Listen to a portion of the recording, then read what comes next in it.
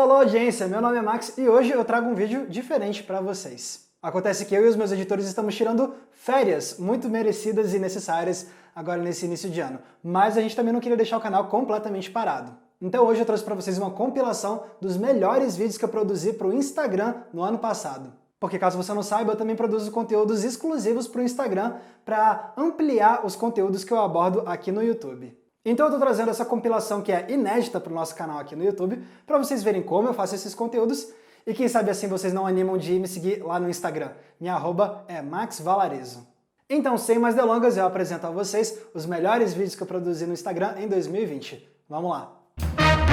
Responde rápido. Qual foi a primeira adaptação para as telas de um livro de James Bond? Ao contrário do que muita gente pensa, não foi 007 contra o satânico Dr. No, de 1962 e com o Sean Connery. Não mesmo. A primeira adaptação de verdade veio 8 anos antes, na forma de um episódio de televisão. Acontece que nos anos 50 estava na moda aqueles programas de antologia, em que cada episódio conta uma história totalmente separada, que nem Black Mirror faz hoje em dia. Pois bem, um desses programas se chamava Clímax. E em 1954 eles adaptaram um dos maiores best-sellers da época. Cassino Royale, o primeiro livro da série 007 de Ian Fleming. Então, na verdade, Sean Connery não foi o primeiro ator a viver James Bond nas telas. Esse título pertence ao ator contratado para viver o espião nesse episódio de Clímax, Barry Nelson.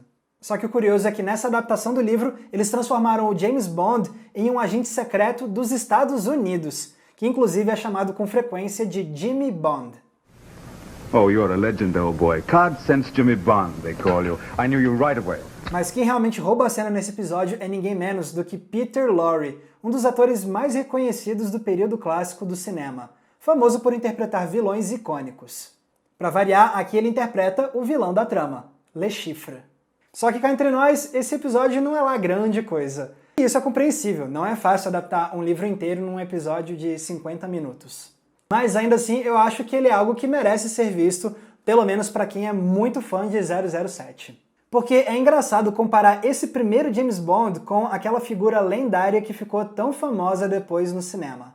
E mesmo que essa adaptação tenha caído um pouco no esquecimento, é inegável que ela tem um valor histórico muito grande. Para quem quiser então conferir a primeira adaptação para as telas de uma história de James Bond, é só procurar no YouTube porque esse episódio está lá na íntegra. Se eu pedir para você imitar um zumbi, como é que você faria? Provavelmente você andaria com os braços para frente, andando meio torto e devagar, não é? Isso não seria à toa, porque esse é o tipo de movimento que se tornou clássico graças aos filmes de George A. Romero, o pai do zumbi moderno. E fazer esses monstros andarem tão devagar era uma ótima forma de criar um equilíbrio na tensão. Se por um lado os zumbis eram perigosos, por outro lado não era impossível enfrentar ou escapar deles. A lentidão dos zumbis permitia que os protagonistas tivessem uma vantagem sobre os monstros, o que dava um senso de poder para os heróis, mesmo que limitado. Só que a vantagem não era infalível, porque se um personagem desse bobeira e ficasse encurralado pela horda, aí não tinha muito o que fazer. Ou seja, o zumbi devagar era uma ótima forma de criar um conjunto de regras que pautava como funcionaria o terror e o suspense dessas histórias. Então, durante anos, esse foi o padrão, zumbis lerdos. Só que com o passar do tempo, alguns filmes começaram a testar novas ideias. E uma das formas de inovar foi criar zumbis, só que rápidos. Nesse sentido, muitos consideram A Volta dos Mortos-Vivos, de 1985, como o primeiro filme a trazer uma horda de zumbis velozes. Basta ver as cenas em que as criaturas se levantam dos túmulos para atacar os paramédicos e os policiais. Mas demoraria mais algumas décadas até o zumbi rápido se tornar algo mais comum no cinema. Isso se popularizou de verdade depois da estreia de Extermínio, do Danny Boyle, que fez muito sucesso. E aí, cada vez mais, a gente começou a ver mais filmes seguindo essa linha, como Madrugada dos Mortos, Zumbilândia, Guerra Mundial Z. E essa foi uma mudança boa para o gênero, porque agora a ameaça ficava muito maior. Se antes os heróis podiam pelo menos fugir dos zumbis, agora nem isso dava para fazer. A ameaça alcançou outro nível, o que rendeu novas possibilidades dramáticas para os roteiros. Mas nem todo mundo gostou dessa moda de zumbis corredores. Até hoje você encontra fãs mais puristas que defendem que zumbis não deveriam correr, como se existisse um livro de regras de como os zumbis devem se comportar. Para mim, isso é besteira, porque é justamente explorando essas ideias novas que o subgênero pode se renovar, encontrar novas histórias e dar origem a filmes muito bons.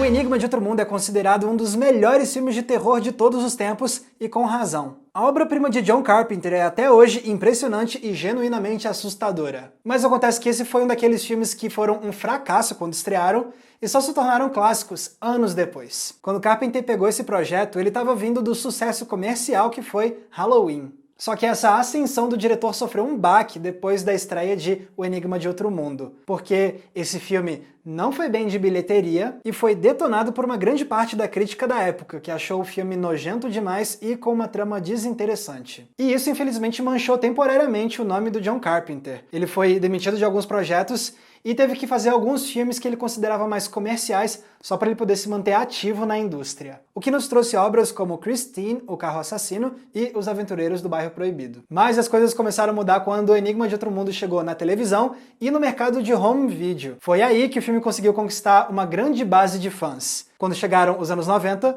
O Enigma de Outro Mundo já era considerado um clássico cult. E com o passar do tempo, a reputação do filme se solidificou ainda mais quando ficou evidente que essa era uma obra muito influente. Para começo de conversa, tem os efeitos especiais, supervisionados pelo lendário Rob Bottin. Ele deu origem a criaturas horrendas e extremamente realistas. Era um trabalho tão imaginativo e bem executado que ele se tornou referência para dezenas de filmes que vieram depois e que exploraram o chamado body horror, aquele terror que deforma corpos humanos de forma grotesca para causar choque. E a influência de O Enigma de Outro Mundo também pode ser vista na obra de um diretor que é muito fã do John Carpenter, o Tarantino. Segundo ele, Cães de Aluguel se inspirou muito no filme do Carpenter para pegar aquele senso de paranoia e conflito entre homens. Mas talvez a maior homenagem de Tarantino a O Enigma de Outro Mundo seja Os Oito Odiados. Em primeiro lugar, essa também é uma história sobre um grupo de pessoas que fica preso num lugar em meio à neve, vendo a paranoia e a desconfiança entre eles crescer cada vez mais. Em segundo lugar, ambos filmes são estrelados por Kurt Russell. Em terceiro lugar, Tarantino exibia o filme do John Carpenter para o elenco durante as filmagens. E, em quarto lugar, tem a trilha sonora. Acontece que o Carpenter não usou um grande pedaço da trilha que o Ennio Morricone compôs para O Enigma de Outro Mundo. Então o Tarantino decidiu reaproveitar essa música não utilizada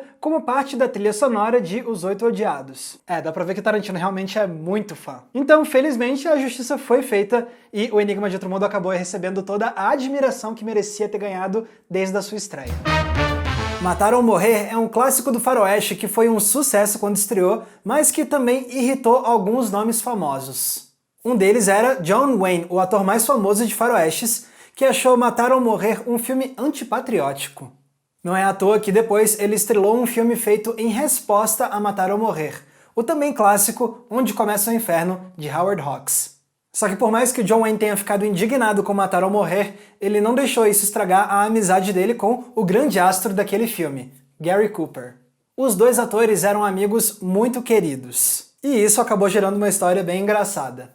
Acontece que Gary Cooper acabou sendo indicado ao Oscar de melhor ator por sua performance em Matar ou Morrer. E ele sabia que não poderia ir à cerimônia. Então o Gary Cooper pediu pro amigo dele, John Wayne, ir lá receber a estatueta em nome dele, caso ele fosse o vencedor. E foi exatamente isso que aconteceu. Gary Cooper ganhou e aí John Wayne teve que subir no palco para aceitar um troféu que foi para um filme que ele odiou. Mas John Wayne teve classe, aproveitando a oportunidade para elogiar o amigo. Ladies and gentlemen, I'm glad to see that they're giving this to a man who is not only most deserving, but has conducted himself throughout his years in our business in a manner that we can all be proud of him. E ele ainda teve as caras de fazer uma piada no fim do discurso, como se ele não tivesse odiado Matar ou Morrer. I'm going to go back and find my business manager, an agent, producer, and three-name writer, and find out why I didn't get High Noon instead of Cooper. Seven, Os Sete Crimes Capitais, é um grande filme por dezenas de motivos diferentes. E com certeza um deles é a atuação desse elenco de calibre que nos impressiona muito com os momentos mais intensos. Mas eu também gosto muito de como os atores de Seven dão vida aos personagens com pequenos detalhes de atuação, coisas que podem até passar batido quando a gente vê o filme pela primeira vez. Coisas como a postura corporal. Nessa cena, por exemplo, os dois detetives interrogam pessoas diferentes em salas separadas. E assim eles descobrem detalhes horrendos do caso. Mas repara na postura dos detetives quando acabam os interrogatórios. A do Somerset revela toda a compostura e frieza dele, mesmo depois de ouvir algo terrível. Já a do Mills é uma pose muito mais expressiva, o que reflete como ele é mais emocional e como ele se abala mais facilmente com o caso, talvez por ainda ser novato. Eu também gosto muito de um momento na cena final. Repara na reação do John Doe depois que o Mills pressiona a arma na cabeça dele. Segundo o próprio diretor David Fincher, essa foi uma reação espontânea do Kevin Spacey, já que o roteiro não dizia que o Mills pressionava a arma no assassino desse jeito. E não tem como esquecer a cena com os detetives no apartamento do Mills, tarde da noite, debatendo o caso. O Mills pergunta para o Somerset se ele quer uma cerveja, só que o colega diz que prefere vinho. Mas repara que quando o Mills traz o vinho é num copo comum e não numa taça. E como o Somerset é um cara de classe e muito atento a detalhes, a gente poderia até esperar que ele estranhasse esse copo. Mas não, ele tá tão concentrado no raciocínio dele que ele nem repara. Mas depois de alguns minutos ele percebe o copo e aí sim ele tem uma reação silenciosa de estranhamento. O que é um ótimo jeito de indicar que agora o detetive saiu do transe dele. E com isso a gente encerra essa compilação especial. Se vocês gostaram e querem ver mais vídeos assim, vocês podem me seguir lá no Instagram para ver os próximos vídeos que eu vou lançar nessa rede social. Basta vocês me procurarem com @maxvalarezo. Se vocês quiserem me seguir nas demais redes sociais, é só me procurar usando os nomes que estão aparecendo aqui embaixo. E não se esqueçam, é claro, de curtir esse vídeo e se inscrever aqui no Entre Planos para não perder nenhum dos nossos episódios. Mais uma vez, muito obrigado pela audiência, um abraço e até a próxima sessão.